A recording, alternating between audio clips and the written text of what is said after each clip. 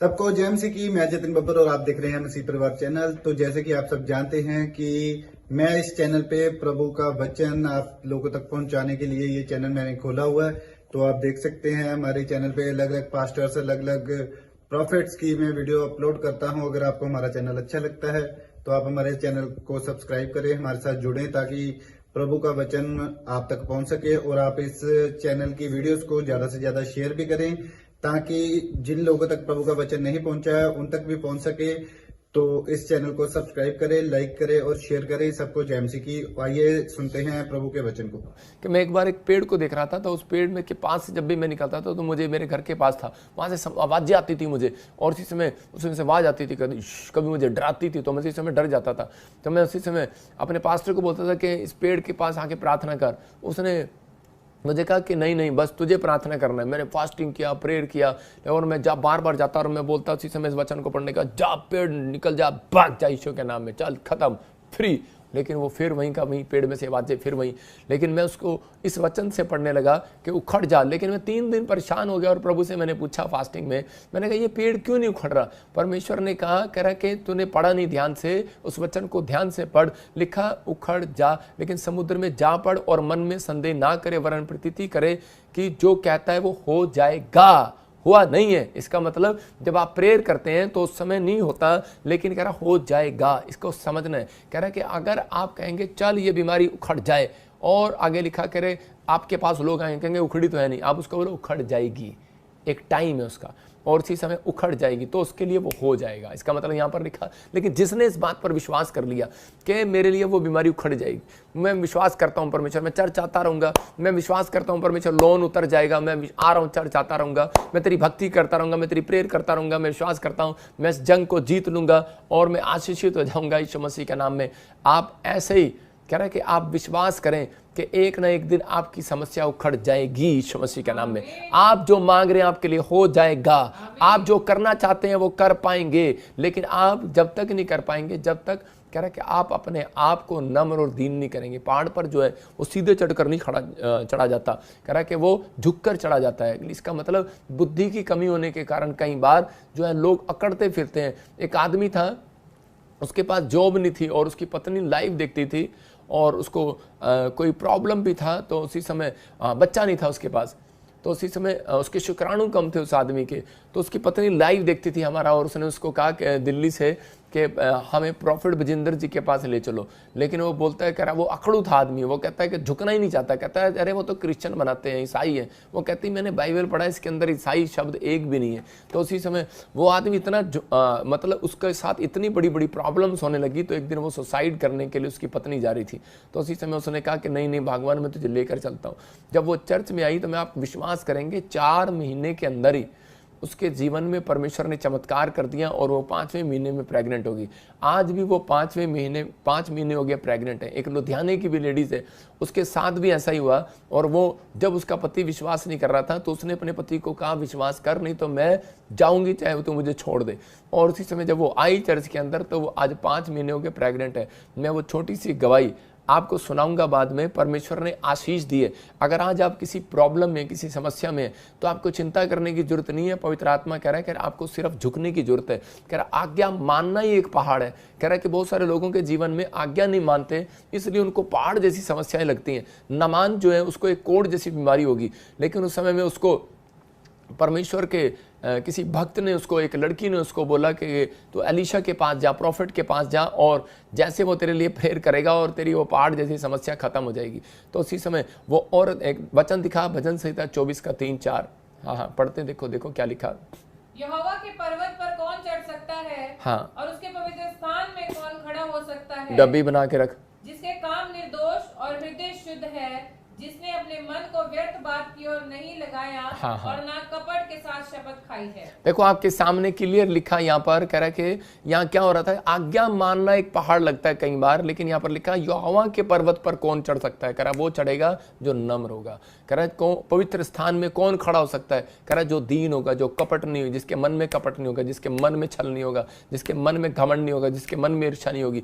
अब ये व्यक्ति नमान आज्ञा मानने के लिए तैयार नहीं है, लेकिन क्यों? क्योंकि यहाँ पर लिखा पहाड़ पर वो चढ़ेगा कह रहा परमेश्वर के पर्वत पर वो चढ़ेगा, उस स्वर्ग के दर्शन वो करेगा जिसके काम निर्दोष होंगे, हृदय शुद्ध होगा, जिसके मन में व्यर्थ बात की ओर नहीं लगाया होगा, जिसका लिख लो आप इसको डायरी पर, कपट नहीं होगा। कई बार बहुत सारे लोग बोलते हैं कि पास्टर जी हमारी क्या प्रॉब्लम है, हमारे अंदर ऐसी क्या कमी है जो हमारे आज भी काम रुके हुए हैं, क्या परमेश्वर हमारे से नाराज है?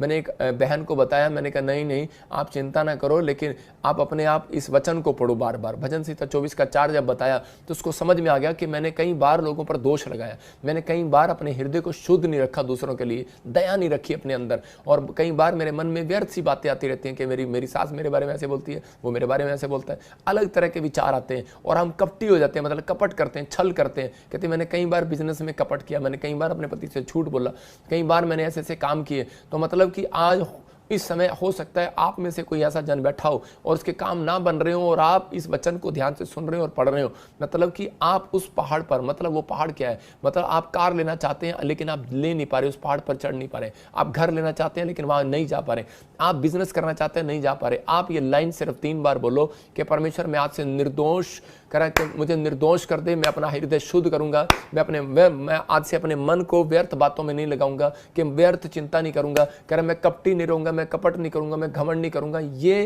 कह रहा है कि जब आप बोलेंगे, मैं कह रहा हूं याद रखना, इस साल के एंड में परमेश्वर आपका घर बनाने के लिए जा रहा है यीशु मसीह का नाम में, आपके लिए बड़े बड़े रास्ते खोलने के लिए जा रहा है यीशु मसीह का नाम में। आप जो नहीं कर पा रहे वो भी करेंगे, नहीं चढ़ पा रहे, जिस स्थान के ऊपर नहीं जा पा रहे, जय पा रहे, आप अमेरिका में जाएंगे, आप इंग्लैंड में भी जाएंगे, आप जॉब में भी जाएंगे, आप ब्लेस हो जाएंगे यीशु मसीह के नाम में। लेकिन कब कह रहा है, जब आप पहाड़ पर चढ़ने से पहले अपने आप को दीन करेंगे, क्योंकि पहाड़ पर झुककर सीधे होकर नहीं चढ़ा जाता, झुककर चढ़ा जाता है। तो आप जब झुककर चढ़ते हैं तो परमेश्वर का आत्मा काम करता है।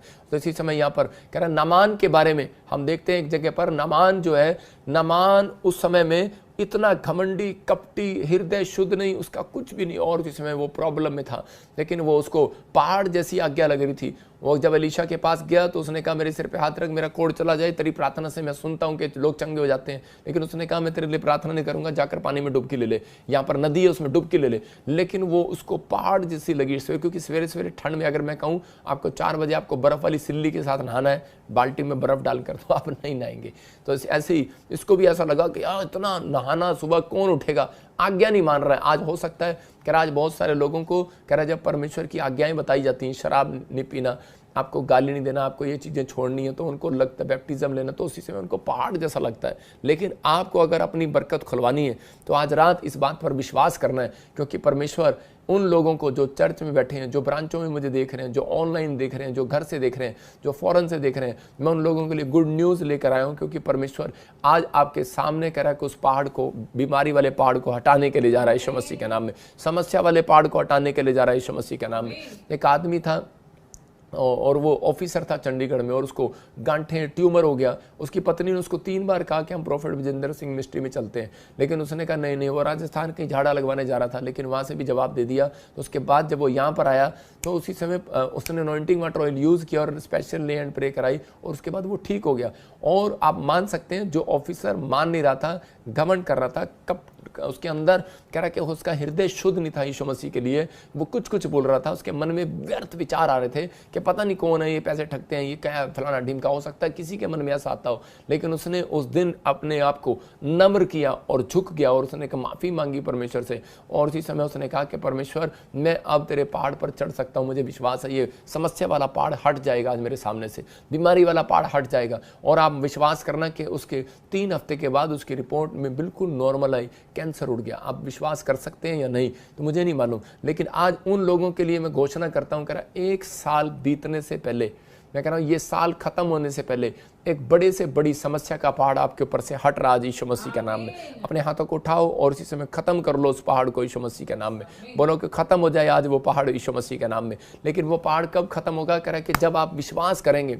हम उत्पत्ति की किताब में देखते हैं एक जगह पर, आपने पढ़ा होगा जेनेसिस चैप्टर में, कि हाजिरा के बारे में, कि हाजिरा आज्ञा मानने के लिए तैयार नहीं थी। हाजिरा के पास कह रहा है कि नौकरानी से परमेश्वर ने उसको रानी बना दिया, और वो अब्राहम की पत्नी बन गई। लेकिन जिसने उसको स्वीकार किया कि तू इसकी पत्नी बन सकती है, तो अब्राहम की पत्नी बन सकती है सारा ने, तो उसी को वो चिढ़ाने लगी और उसकी बुराई करने लगी। तो उसी समय उसके जीवन में एक पहाड़ जैसी समस्या आई, उसको घर से निकाल दिया गया और वो अपने बच्चे को लेकर को भूख से तड़पती हुई वो जा रही थी और उसी समय वो बार बार परेशान थी। उसके बच्चे के पास पानी नहीं था, मरने वाला था, भूखे मरने वाली थी। लेकिन उसी समय में वो समझ रही थी और वो देख रही थी कि शायद कि मैं इस समय अपने बच्चे को खो दूंगी। लेकिन उसी समय झुक गई, वो घुटने टेक लिए उसने, और उसने उसी समय परमेश्वर के सामने कहा, क्योंकि ये वचन बोलता है भजन संहिता 24:4 में कि कौन चढ़ेगा उसके पहाड़ पर, कह रहा है जिसके अंदर गुस्सा नहीं होगा, कह रहा कौन चढ़ेगा, कह रहा जिसका मन शुद्ध होगा, जो कपटी नहीं होगा, कह रहा जो दूसरों के लिए कह रहा दया करता होगा, कह रहा कि दूसरों को चिढ़ाता नहीं होगा, जेलस नहीं करता होगा, ईर्ष्या नहीं करता होगा, घमंड नहीं करता होगा। तो उसी समय हाजिरा को ये बात याद आई कि परमेश्वर में तेरे मतलब प्रार्थना करना एक पहाड़ पर चढ़ना, आपकी प्रार्थनाएं ऊपर जाती हैं, ये पहाड़ होता है, ऊपर जाती हैं। और जब आप प्रार्थनाएं करते हैं, जिनकी प्रार्थनाएं सबकी स्वर्गदूत लेकर जाते हैं, लेकिन जो अच्छी प्रार्थनाएं होती हैं वो सिर्फ स्वर्ग में जाती हैं। जो स्वार्थ की प्रार्थना होती है, लालच की प्रार्थना होती है, जिनके प्रार्थना में कपट होता है, जो लोग अब तक सुधरे नहीं होते, उनकी प्रार्थनाओं को वो साइड में कर देते हैं। लेकर तो सबकी जाते हैं लेकिन साइड में कर देते हैं। लेकिन ऐसा ही कह रहा इसको पता लगा और इसने उसी समय फैसला किया, परमेश्वर आज से मैं अपने चिड़चिड़ेपन के स्वभाव को दूर करूंगी, आज से परमेश्वर मैं जेलस दूर करूंगी, आज से मैं किसी से जलूंगी नहीं, आज से मैं बुद्धि के रास्ते पर चलूंगी, मैं आज से कोई शराब, कोई व्यभिचार, हो सकता है आप में से भी कोई यहाँ पर ऐसा बैठा हो और आप सोच रहे हो कि पता नहीं मेरी जिंदगी में अब तक ये पहाड़ वाली समस्या क्यों है। लेकिन आज आप मेरे साथ ये बात बोलेंगे कि परमेश्वर मैं आज से हर चिड़चिड़े स्वभाव को इसी समय छोड़ता हूँ, मैं आज इसी समय हर जेलस के स्वभाव को छोड़ता हूँ, मैं हर एक इसी समय अपने मन में से वो कपटी विचार, व्यर्थ के विचार जो मेरे दिमाग में घूम रहे, मैं उनके लिए प्रार्थना करता हूँ इसी समय निकल जाए वो यीशु मसीह का नाम है। मुझे माफ कर, जो भी कोई गंदे लुचपन के काम विचार मेरे जीवन में आ रहे हैं इसी समय वो जाएं यीशु मसीह के नाम में। जो बैड ड्रीम्स आते हैं परमेश्वर, रात को मेरे अंदर कोई गलत बातें आती हैं परमेश्वर, किसी के बारे में मैं गलत सोचता हूँ, इसी समय वो जाएं। जब आप कह रहे हैं तो आपके लिए एक पहाड़ हट गया यीशु मसीह का नाम में, समस्या का पहाड़ हट गया आज यीशु मसीह का नाम में। आपको बिलीव करना है, क्योंकि जब आप कहते हैं तो परमेश्वर करता है। तो इसका मतलब कि मैंने दो बातें बताई कि प्रार्थना करना और विश्वास के साथ, और कह रहा अपने चरित्र का ध्यान करना, और तीसरा कह रहा कि आप किसके ऊपर चढ़ रहे हैं, आप किसके साथ चल रहे हैं, क्योंकि आप परमेश्वर के पीछे चल रहे हैं। परमेश्वर के पीछे चलने वाले लोग कह रहा है पहाड़ को ख़त्म कर सकते हैं, अपना ही नहीं अपने लोगों का भी, याद रखना कह रहा है। लेकिन वो पहाड़ हटता नहीं है जब तक, कहता जब तक आप अपने मन को शुद्ध नहीं करते। यहाँ पर गोलियत के बारे में जब हम देखते हैं तो एक जगह गोलियत पहाड़ बनकर इजराइलियों को मारने के लिए आ गया, और उसी समय जब वो मारने के लिए आ गया तो सब इजराइली जो हैं वो डर के मारे छिप गए, लेकिन दाऊद उनके सामने गया और उसी समय कि परमेश्वर ने एक मिराइकल किया। हम पढ़ते हैं देखो याकूब 1:5 में कह रहा है कि उनके पास बुद्धि की कमी थी कि इजराइलियों के पास, क्योंकि वो तलवार और भाले के साथ आए हुए थे। लेकिन यहाँ पर याकूब 1:5 में देखो क्या लिखा, कह रहा है जिसके पास कह रहा बुद्धि की कमी हो वो मेरे से बुद्धि मांगे। क्लियर लिखा यहाँ पर, कह रहा जिसके पास बुद्धि की कमी हो वो मेरे से बुद्धि मांगे और बिना उलाने में उसको बुद्धि दूंगा। मतलब यहाँ पर परमेश्वर ने उसको उदारता से देता है। पढ़ेंगे हाँ इसके साथ, तुम में से किसी को बुद्धि की घटी हो तो परमेश्वर से मांगे जो बिना उलाना दिए सबको उदारता से देता है और उसको दी भी जाएगी। हाँ हालेलुया। देखो यहाँ पर क्लियर कह रहा है कि इस वचन के अंदर बोल रहा है, यहाँ पर सिर्फ क्लियर बोल रहा है, कह रहा है कि यदि तुम में से किसी को बुद्धि की घटी, फिर से पढ़, यदि तुम में से किसी को बुद्धि की घटी हो तो परमेश्वर से मांगे जो बिना उलाना दिए सबको उदारता से देता है उसको दी जाएगी। हालेलुया।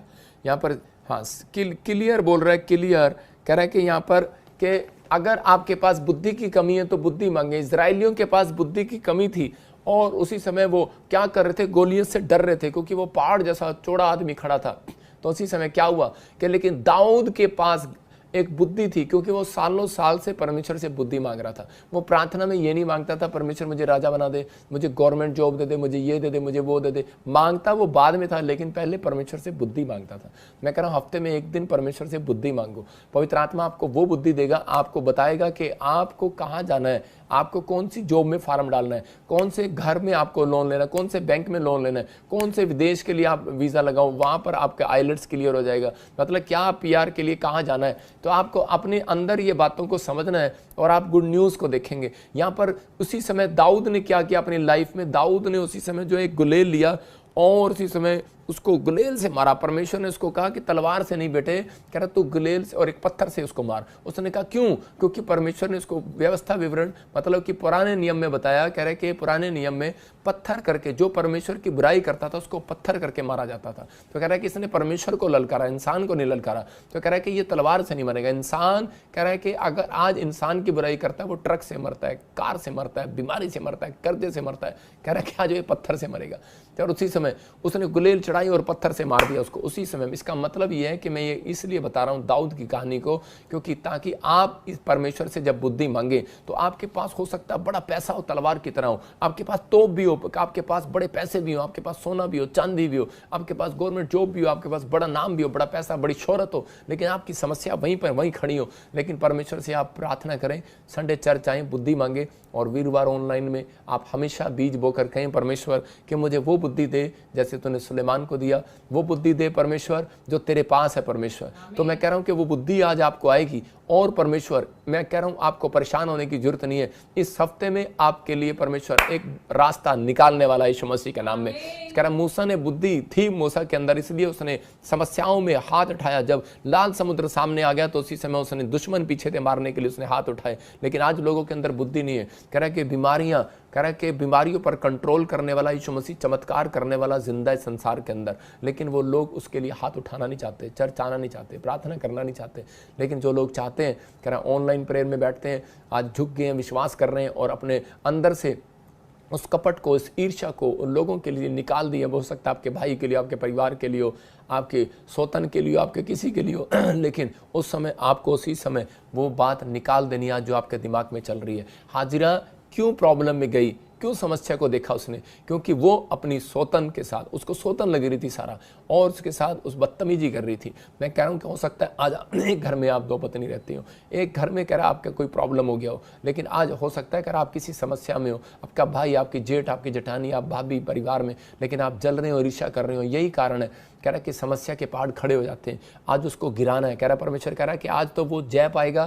कह रहा जो कह रहा कि इसके मन में कपट नहीं होगा, जिसका मन शुद्ध होगा। कह रहा कि बहुत सारे लोग समझ नहीं पाते, लेकिन नीति वचन में मैं 5वें अध्याय में एक जगह पढ़ रहा था कि कुछ लोग कह रहा कि अपने मूर्ख जो है, कह रहा अपनी छाती पर हाथ रख के लेटा रहता है।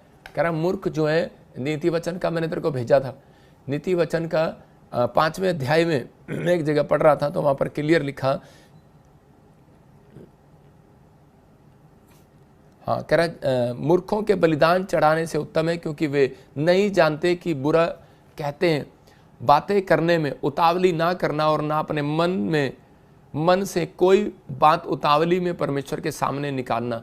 मतलब बहुत सारे एक जगह पर लिखा बाइबल के अंदर, कह रहा है कि मूर्ख जो है वो अपनी छाती पर हाथ रखकर लेटा रहता है और सोचता रहता है कि मैं अपनी ज़िंदगी में क्या करूं। क्योंकि जब समस्याएं आती हैं, जब पहाड़ आता है, जब बीमारियां, कर्जे आती हैं, टेंशन है, डिप्रेशन आता है, जब कोई बुरी खबर आती है, बैड न्यूज़ आती है, तो उसी समय हम लोग अपनी छाती पर हाथ रखकर सो रहे होते हैं, सिर पर हाथ रखकर बैठे होते हैं और बोल रहे होते हैं परमेश्वर अब हम क्या करें। लेकिन आज मैं उन लोगों के लिए रास्ता निकाल रहा हूँ। आज पवित्र आत्मा कह रहा है कि मेरे बेटे, आज मेरी बेटियों, कह रहा है कि आज आपको विश्वास करना है कि आज आपको परमेश्वर के सामने प्रार्थना करने के लिए आना है। क्योंकि हाथ रखने से, सिर पर हाथ रखने से या फिर छाती पर हाथ रखकर सोचने से आपकी समस्या का हल नहीं निकलेगा। आज आपको प्रार्थना करना, अपने हाथों को उठाना है। उठाओ अपने हाथों को आज और कहो कि परमेश्वर आज से मैं विश्वास करता हूं, मैंने आज तेरे कलाम में सीखा कि पवित्र आत्मा जी बुद्धि की जरूरत है। पवित्र आत्मा जी समय परमेश्वर, जिनके पास बुद्धि नहीं है वो चर्च नहीं आते, याद रखना। जिनके पास बुद्धि है वो आ रहे हैं, जिन जो समस्या से निकल रहे हैं वो समस्या से निकल चुके हैं। जिन लोगों ने जय पा ली है, इसका मतलब जिन्होंने आज परमेश्वर की भक्ति की है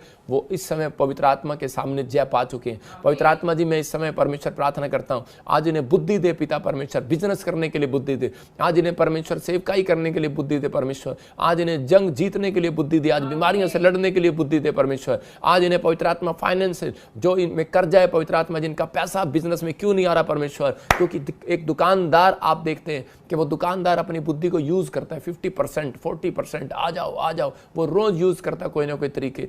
आज आपकी जिंदगियों में परमेश्वर कुछ तरीका देने के लिए जा रहा है। इसी समय परमेश्वर मैं प्रार्थना करता हूं आज से इनके अंदर बुद्धि आने पाए। मेरी प्रार्थना से मेरे पिता इनके बिजनेस डबल हो जाए यीशु मसीह के नाम में। मेरी प्रार्थना से आज इनके कर्जे उतर जाए यीशु मसीह के नाम में, और एक बड़ी गुड न्यूज मिलने पाए यीशु मसीह के नाम में। और इसी समय परमेश्वर आज आजाद करें यीशु मसीह नासरी के नाम में, गुड न्यूज आने पाए यीशु मसीह के नाम में, आमीन। मैं एक लुधियाने वाली गवाही दिखा रहा हूं, फिर से दिखाओ। और इस गवाही को सुनने के बाद आप विश्वास करेंगे, देखेंगे परमेश्वर ने देखो कितना बड़ा मिरेकल किया। इसको डेट बताया, टाइम बताया, आज बैठे रहना 5 मिनट और उसके बाद आप गवाही सुनो, उसके बाद मैं आपको डेट बताऊंगा, कुछ नाम वालों को टाइम बताऊंगा, यहीं से आपको विश्वास करना है। देखो आप देख सकते हैं ये वर्ल्ड के पहले प्रॉफिट हैं जो डेट और टाइम बताकर लोगों के जीवन में आशीष दिलाते हैं। आप देख सकते हैं इस वीडियो में इस बहन को जो डेट प्रॉफिट जी ने दी, उसी डेट में उसके जीवन में एक बहुत बड़ी गवाही बनी। आइए सुनते हैं इस वीडियो को। मेरे तरफ देखो, मैं कह रहा हूं देखो गिल्टियां हैं, रसोलियां हैं। और अभी आपके सामने मैंने बुलाया स्टेज पर इनको 5 साल से 7 साल से। अभी देखो मैं चलूंगा, बाजार हो जाएगा। हालेलुया! मैं जिसी को छू लूंगा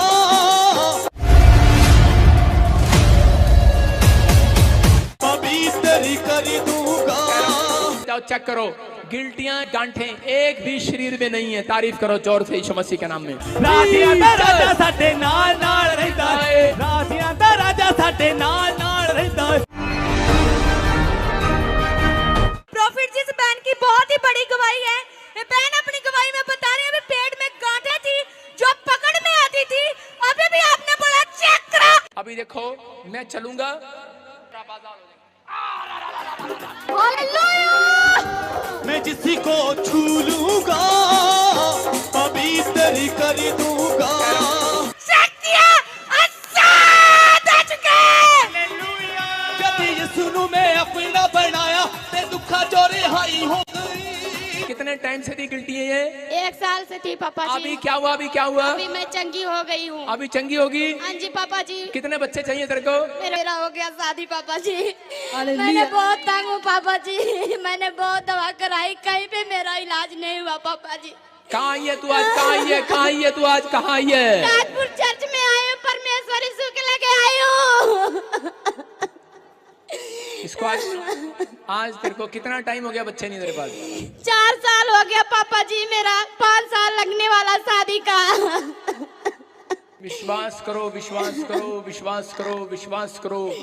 देख मेरे हाथ की तरफ, यीशु मसीह की आग आएगी, ये औरत गर्भवती हो जाएगी आमीन। और शैतान तू अब इसके अंदर नहीं रहेगा। मैं तुझे बांध देता हूँ यीशु मसीह के नाम में।